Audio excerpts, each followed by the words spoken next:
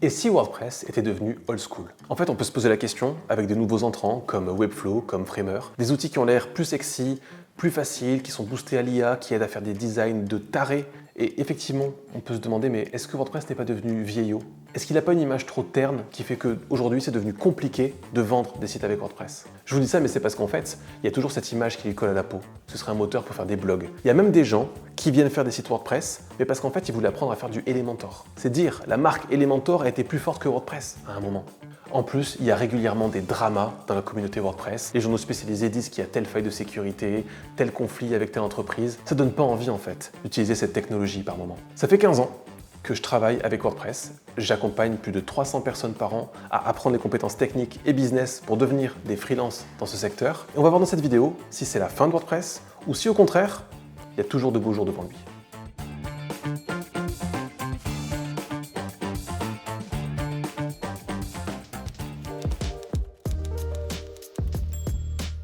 Du coup, WordPress a toujours une image un petit peu vieillotte. Et pourtant, c'est pas le cas. Franchement, on peut faire des sites géniaux avec WordPress. Mais ça va dépendre de ce qu'on a vu de notre expérience et surtout de ce que les concurrents vont dire de WordPress.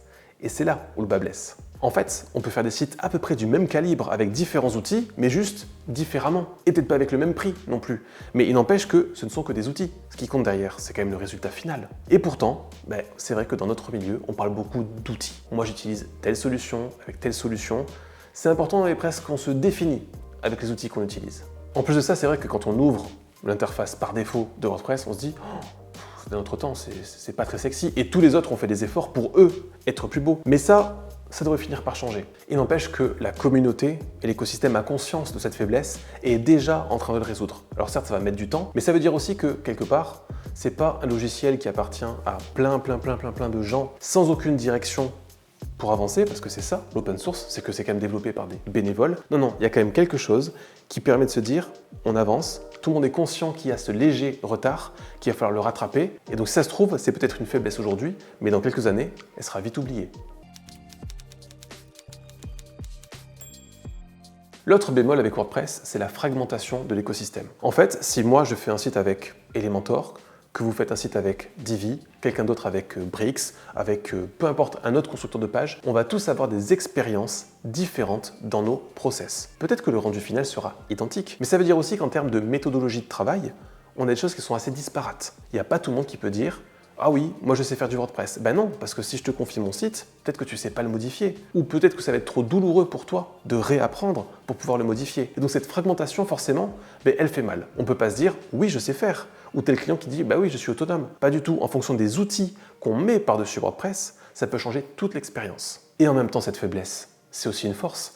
Ça veut dire qu'avec cet écosystème d'outils, on peut faire des choses fantastiques. Du côté des thèmes, du côté des constructeurs de pages, du côté des extensions, on peut imaginer de tout petits sites vitrines très légers, des sites beaucoup plus complexes, des fonctionnalités, d'espace membre, d'intranet. On peut imaginer tout. Et donc forcément que c'est fragmenté, forcément. Mais chaque projet peut être unique, chaque projet peut nécessiter des extensions et des problématiques et des montages différents. Et auquel cas, bah oui, c'est et une force et une faiblesse. Et en plus de ça, si on met le doigt dans l'engrenage, ça va encore plus loin. Parce qu'une fois qu'on a compris qu'il y avait cet assemblage technique, on peut aller au-delà. Certains sites, il faut peut-être travailler beaucoup plus le référencement, pour d'autres beaucoup plus les performances. Et donc là encore, c'est au-delà de la fragmentation d'écosystème, c'est la fragmentation des compétences. On va tous avoir un éventail assez différent les uns des autres. Quelqu'un va être très graphiste et développeur, un autre très copywriter et peut-être référenceur. Et cette diversité, en fait, elle est plus à chérir plutôt qu'à se dire qu'on ne se ressemble pas. L'autre faiblesse que va avoir WordPress, c'est qu'il ne va pas y avoir la niaque commerciale que d'autres peuvent avoir. Effectivement, vous allez peut-être avoir des pubs pour Wix, pour Webflow, pour Elementor. Des entreprises vont investir en marketing et en publicité pour apparaître devant le plus de personnes possible. WordPress ne va pas faire ça. En fait, c'est parce qu'on est sur ce principe de communauté et d'écosystème où finalement, il n'y a pas une entreprise qui sort du lot et qui va évangéliser et qui va essayer de faire adopter par le plus grand nombre cette solution. C'est finalement tous les autres petits acteurs, tel constructeur qui va essayer d'attirer à lui des clients et qui du coup fait monter WordPress, telle agence, tel prestataire, vous en tant que prestataire également, qui allez du coup évangéliser WordPress, mais ça veut dire aussi que quelque part, c'est un discours marketing, si vous voulez, qui part dans tous les sens. Chacun va avoir sa propre version des faits, là où une entreprise coté, qui a des investisseurs, va avoir des budgets conséquents, un message ultra concis, ultra clair, et va vouloir capter des parts de marché avec plus d'efficacité encore.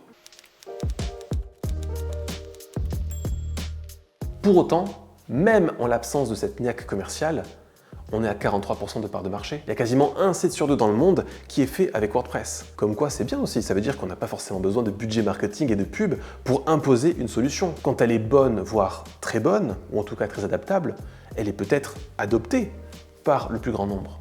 Ça veut dire aussi qu'aujourd'hui, les clients demandent WordPress. Il y a plein d'hébergeurs pour faire du WordPress, plein de prestataires, plein de solutions. Ça veut dire aussi que par exemple, une agence peut faire un site WordPress, le client n'est pas content, il change, il va voir un autre freelance pour en prendre la suite. Le fait que tout le monde puisse parler un petit peu WordPress, encore une fois, quasiment un site sur deux, fait que c'est une force, c'est de la résilience, c'est le fait d'une longévité qui est assurée. Et ok, il n'y a peut-être pas cette niaque commerciale, il n'y a peut-être pas cette conviction marketing, mais derrière, il y a quelque chose de peut-être plus fort encore. C'est là, c'est ancré, et avant que ça parte, il va falloir quand même pas mal de temps.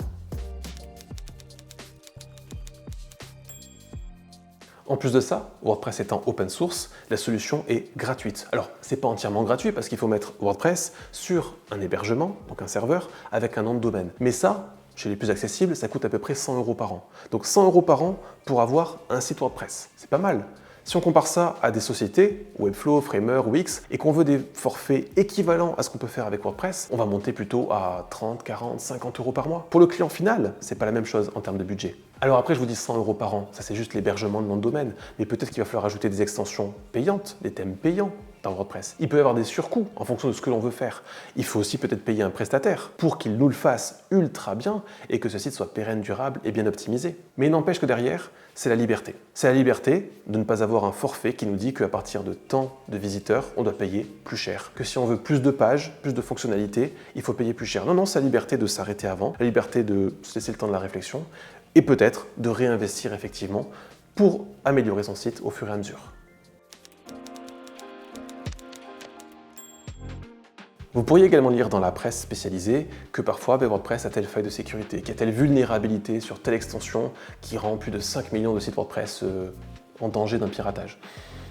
Ça, c'est des gros titres. La réalité, elle est tout autre, c'est que finalement, effectivement, il y a des failles de sécurité et tous les jours, elles sont patchées, elles sont comblées. On a des développeurs et des contributeurs de haut vol qui tous les jours veillent à la sécurité de l'écosystème, aussi bien du noyau de WordPress que des thèmes et des extensions. Et après, du coup, c'est quelque part la responsabilité des webmasters. Est-ce qu'ils font les mises à jour? Est-ce qu'ils abandonnent un site? Et oui, il va se faire pirater au bout d'un moment. Mais en réalité, tout est fait pour que, même si on entend que ce n'est pas le cas, WordPress soit ultra sécurisé. Et pour finir, WordPress a beau avoir une image un petit peu teintée développement et code, en réalité, on peut l'utiliser comme un outil no-code pour concevoir des sites, ce qui fait qu'il est accessible à tous, sans avoir besoin d'apprendre le HTML, le CSS, le PHP ou le JavaScript. On peut, grâce à un écosystème ultra fourni, faire des sites ultra beaux, ultra optimisés, sans avoir une seule fois à ouvrir le capot. Ce qui fait que c'est facile pour n'importe qui veut se former pour faire son propre site, se former pour devenir prestataire, et même pour les clients finaux, qui vont pouvoir eux-mêmes, sans tout casser, on l'espère, modifier leur propre site. Alors, est-ce que WordPress va mourir? Est-ce que c'est la fin de cet écosystème, de ce CMS? À mon avis, pas du tout. Pas du tout parce qu'en fait, on est à un stade aujourd'hui où il y a une telle adoption, une telle masse critique que la solution ne peut pas disparaître du jour au lendemain. Au contraire, elle va évoluer. Il y a encore des petits défauts qui vont être petit à petit corrigés. Peut-être que le WordPress d'aujourd'hui ne sera pas exactement le WordPress de demain, mais n'empêche que d'ici là, on a toujours cet écosystème florissant, ces hébergeurs, ces prestataires, ces acteurs dans tous les sens qui font que quelque part, non, WordPress a toujours de beaux jours devant lui. D'ailleurs, si vous voulez découvrir et potentiellement vous former et lancer une activité à WordPress, on a tourné un guide complet à ce sujet qui va vous expliquer en 4 étapes comment apprendre les compétences techniques, business et surtout aller jusqu'à trouver des clients. Et tout ça, même si aujourd'hui vous n'avez jamais fait un seul site, si vous n'avez jamais appris le code et si vous n'avez pas de diplôme. Le lien est dans la description et nous on se dit à tout de suite de l'autre côté.